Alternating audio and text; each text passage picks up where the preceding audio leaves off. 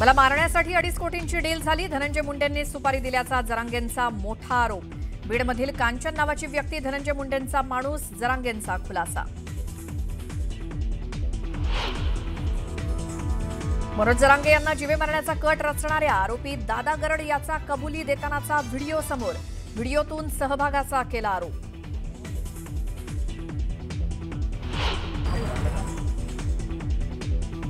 पार्थ पवारांवर गुन्हा दाखल होण्याची शक्यता. न्यूज 18 लोकमतला विश्वसनीय सूत्रांची माहिती. एफआयआरमध्ये नव्हतं पार्थ पवार यांचं नाव. अमेडिया कंपनीचे भागीदार दिग्विजय पाटलांवर गुन्हा दाखल. मात्र पार्थ पवार अमेडिया कंपनीचे 99% मालक असून सुद्धा गुन्हा नाही. विरोधकांकडून सरकारवरती सवाल उपस्थित. पुण्यातल्या जमीन खरेदीचे सर्व अधिकार दिग्विजय पाटलांना देण्यात आल्याचा उल्लेख. न्यूज 18 लोकमतच्या हाती कागदपत्र. जमीन खरेदी प्रकरणी संबंध नसल्याचा पार्थ पवार करू शकतात दावा.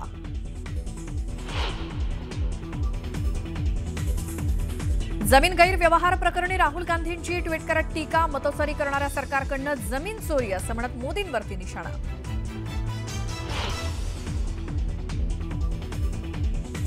$60 कोटींच्या प्रकरणात शिल्पा शेट्टी आणि राज कुंद्रा पुन्हा अडचणीत. फसवणूक प्रकरणाचे फॉरेन्सिक ऑडिट करण्याचे आदेश. आणि रांजणगाव परिसरात दिवसाही बिबट्यांचा वावर. शेतातील कॅमेऱ्यामध्ये दृश्य कैद. तातडीनं पिंजरे लावण्याची मागणी.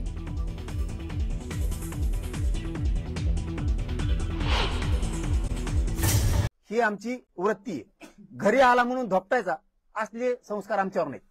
पाठी मागून तो वार अजिबात नाही. काय असेल ते समोरासमोर. तू आणखीन तरी शहाणा होय. तू जसे जसे उत्तर प्रश्न देणार तिकडून तसे तसे उत्तर मिळणार. कारण ह्या रेकॉर्डिंग त्यांच्या जवळच्या, आमच्या नाही. लय यात कालपासून ऐकत होता. बेजार झालो ते ऐकू. त्याच्या सुद्धा आहेत काही. त्या नाही काढणार. मी मागेही सांगितलं त्याची बायको आलती. बाईच्या आडून गेली, पदराच्या आडून गेलो, पण वार नाही करत. मी हाकून दिलं नाही म्हणलं.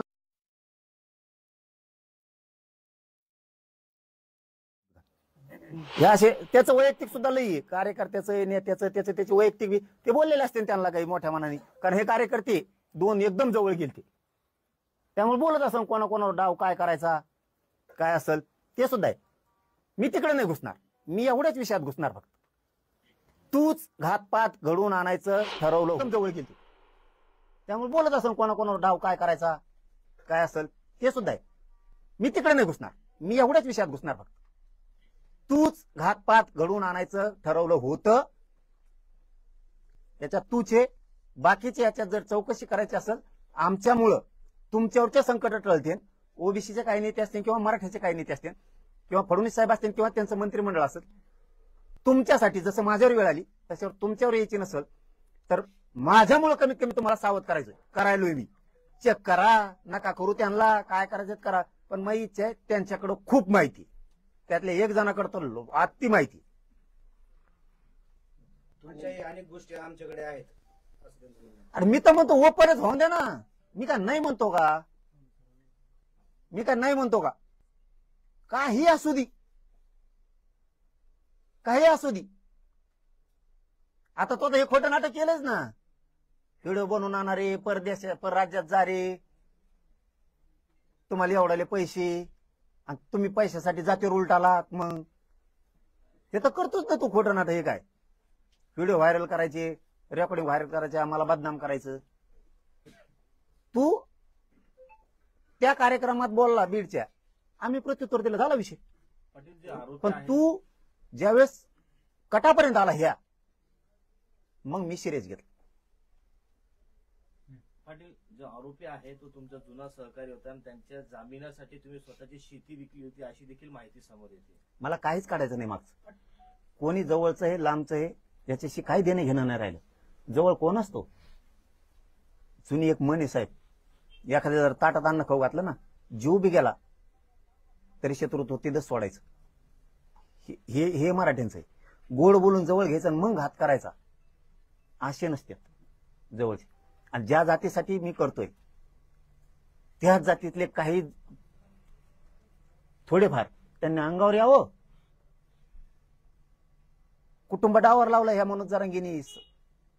माझ्यासाठी नाही, माझा बांध फोड आहे म्हणून नाही माझ्यावर शत्रुत्व आहे. मराठ्यांना आरक्षण मिळून देतोय म्हणून हे शत्रुत्व आहे माझ्यावरती. कुटुंबात डावावर लावलं, मी सुद्धा लावलंय, स्वतःला सुद्धा. हटलो नाही, हटणार बी नाही. उद्याही रक्त सांडायची वेळ आली तरी सांडून घेणार, पण हटणार नाही. मी समाजासाठी हे काम केलंय. मी का असं का माझा बांध फोडा आहे म्हणून सगळ्या समाजाचा उपयोग करायला लागलो माझ्या बांधासाठी? माझ्या समाजाच्या लेकराचं कल्याण व्हावं म्हणून हे शत्रू आहेत मला. आणि आता तर खरोखरच झाले शत्रू हे भाषणात म्हणण्यापुरतं असतं. मराठा समाजाच्या नेत्याला सांगितलंय, सगळ्या संघटना समन्वयकांना सांगितलंय, अशी वेळ प्रत्येकावर येऊ शकते. आता मजा बघायचे दिवस नाहीयेत माझ्यावर वेळ आली म्हणून. आता सगळ्यांनी याचे सखोल जाण्याची गरज आहे. आणि मी जर याच्यात काही दोषी असतो, मी सखोल जा म्हणलो नसतो, मराठा समाजाच्या नेत्याला मी आव्हान केलं नसतं, मराठा समाजाच्या संघटनेला आव्हान केलं नसतं, मराठा समन्वयकाला सेवकाला आव्हान नसतं केलं ना. मी तयार आहे ना सगळ्याला, मी कशाला आव्हान केलं असतं? आता ही असली प्रवृत्ती त्यांच्या जातीसाठी चांगली नाही, ओबीसी साठी चांगली नाही, धर्मासाठी चांगली नाही, आणि कोणत्या जातीसाठी चांगली नाही. होऊ दे, दूध का दूध पाणी का पाणी, चौदी सगळ्यात भारी येत म्हणते तीच. जिथं हात खुटते सरकारचे तिथं नार्को टेस्ट. सगळ्यात आधी जर उद्या अर्ज केलेला नाही दिसला ना तर तुम्ही म्हणता ती शिक्षा बघायला मी तयार. पाटील, तुम्ही संविधानिक पदावर असणाऱ्या व्यक्तींना शिवीगाळ करताय, आई बहिणीवर जातायत, तुम्ही एका विशिष्ट धर्माच्या विरोधात बोलतायत, हे तुम्हाला महागात जाईल. याबाबत वकिलाशी चर्चा करून तुमच्या विरोधात कारवाई करण्याची भाषा सुद्धा त्यांनी आता पत्रकार परिषदेच्या माध्यमातून केली. ज्या ज्या वेळेस बोललो त्या वेळेस महाराष्ट्राचे लेकर आहेत आम्ही, आमच्या समाजाची आत्महत्या व्हायला लागल्यात, आरक्षण मागतोय, त्यावेळेस उद्विग्न होऊन किंवा राग एक महाराष्ट्राचा पोरगा म्हणून सरकारला बोलू शकतो. त्याला इथं जोडी तू काय? त्यावेळेस आम्ही माफिया पण मागितल्या, त्याला इथं जोडतो का? विषय ड्रायव्हर नाही करायचा, लक्षात ठेव. इथं विषय फक्त आता ना मराठा आरक्षणाचा ना ओबीसी आरक्षणाचा, इथं विषय फक्त तो जे सामूहिक कट रचलाय, इथं फक्त घातपात, खून किंवा ते रेकॉर्डिंग काय असते मनोज जरांगे संपवायचा, त्याला बदनाम करून टाकायचं, त्याला बोटावर खेळायचं, नाही तर त्याचा लगेच घातपात करून टाकायचा. विषय हे पहिल्यांदी वंजारी समाज वाढला तो रक्षण करायला, काय म्हणून त्याला पाठराखण करायला, म्हणजे कुठाने तो करायचे बदनाम त्यांना करायचं. आता ओबीसी उडी तू काय, तू चुका करणार आणि ओबीसी झाकेणार काय? ओबीसी समाज बी झाकेणार का? म्हणजे आम्ही तुम्हाला नुसतं आरक्षण मागितलं म्हणून ओबीसी समाजाला ओबीसीच्या नेत्याला का शत्रू झालो का आम्ही? तुम्ही त्याची पाठराखण करता म्हणल्यावर तेव्हा आता त्याच्यावरचं संकट टळून जाण्यासाठी ते ओबीसीला हात वाढायला लागलाय. ओबीसी हे वागणार का आता की हो धन्या मुंडेन तू सुपारी दिली ती मारायची, पण तरीही आम्ही उभा आहेत ओबीसी म्हणून त्याच्या माग. ही संदेश देणार का ओबीसी राज्याला? मग आता ओबीसीचा संबंधच इथं कुठं आलाय? इथं त्यांनी हत्याचा कट रचलाय. ह्यो विषय इथं ना ओबीसी आरक्षणाचा विषय ना मराठा आरक्षणाचा विषय. एक समाजासाठी काम करतोय म्हणून हे विषय. माझा समाज मला कसं काय एकटा पडून देणार? आता माझ्यावर जर ही वेळ आली म्हणल्यावर मला एकटं कसं पडून देणार? ह्या समाजानं मला पोरगा मानलंय, मराठा समाजानं.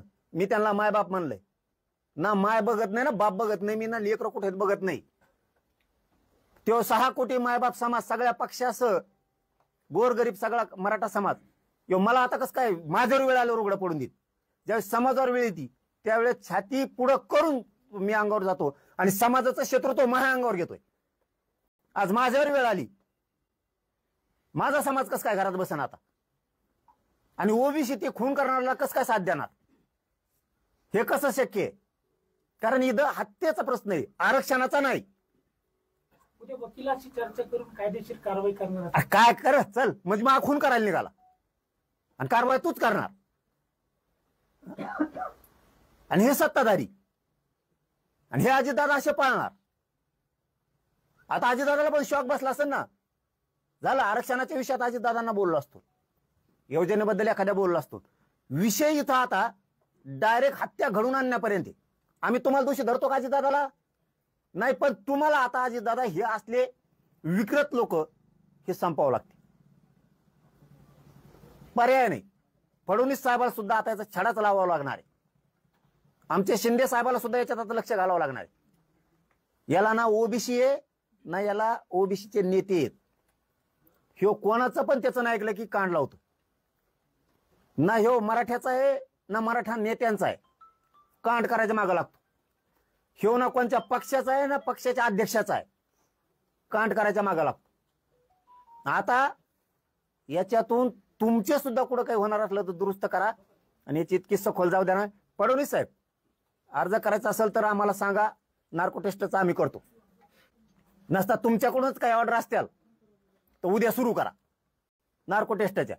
गृह मंत्रालयाकडून, केंद्रीय गृह मंत्रालयाकडून किंवा माननीय हायकोर्टाकडून किंवा माननीय सुप्रीम कोर्टाकडून किंवा आपले डिस्ट्रिक्टचे जे सेशन कोर्ट आहेत यांच्याकडून काय परवानग्या घेऊन करायचं असेल तर उद्यापासून मी तयार आहे. तुम्ही नार्को टेस्टच्या परवानग्या देऊन टाका.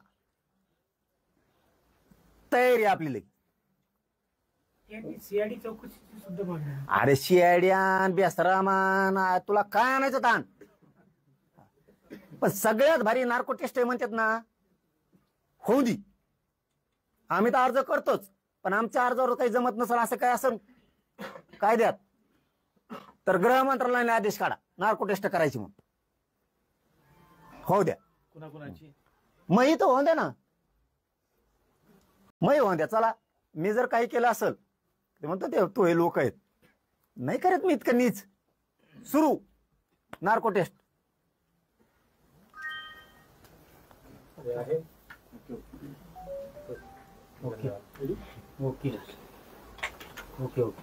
आणि हॅलो, एक सांगायचं राहिलंय. मराठा समाजाला मी सकाळी पण सांगितलं होतं, पुन्हा आता एकदा सांगतो, मी बरोबर सगळं करतो. जसं आरक्षणाचं तुम्हाला म्हणलं होतं मी बरोबर करतो, तसं मी सगळं व्यवस्थित करतो. विश्वास ठेवा. तुम्ही फक्त शांत राहा. माझी सगळ्यांना विनंती. अवघड कामं आहे ना, मी करतो ना आरक्षणासारखं अवघड. तुम्ही फक्त शांत राहा. तुम्हाला वाटत असेल शांत कवर राहायचं, मला तुम्हाला मोठं करू द्या. तुम्हाला अडचणीत नाही आणायचं कुठंच. तुम्ही सगळ्यांनी शांत राहायचं. सगळ्यांनी. एक अशी माहिती आली आहे की आरोपी आहेत त्या आरोपींच्या घरावर दगडफेक झालेली आहे अशी माहिती आहे. आणि ती नाही ते नाही मला माहिती. आणि ती आम्ही नाही तर ती त्यांच्याच लोकांनी केली असं त्यांचा आरोप आहे. नाही त्याचं तर कामच आहे ते. कोणी धान्यानी त्याचा धंदाच ते. खून करणं, खून करायला लावणं, त्या लोकांना पळून देणं, त्यांना साथ देणं, हे मंत्रिपदाचा उपयोग करून अजितदादाचा पक्ष डब घ्यायला आणला. आणि हे डागा आता फडणवीस साहेबांपर्यंत सुद्धा जाणार आहेत. त्याच्यामुळं ते काय म्हणतात त्याला नाही मोजित मी, पण हे असले हल्ले फल्ले काय करायचे नाही. हे नाचके निघाले, नालायक निघाले. घरच्यांनी लेकरांनी काय केलं. माझी नियत वाईट नाहीये. घरच्यांनी काय केलं त्यांना काय करू नका. करणारापेक्षा करून घेणारा लय महत्वाचा आहे. त्यामुळे तुम्ही फक्त शांत राहा.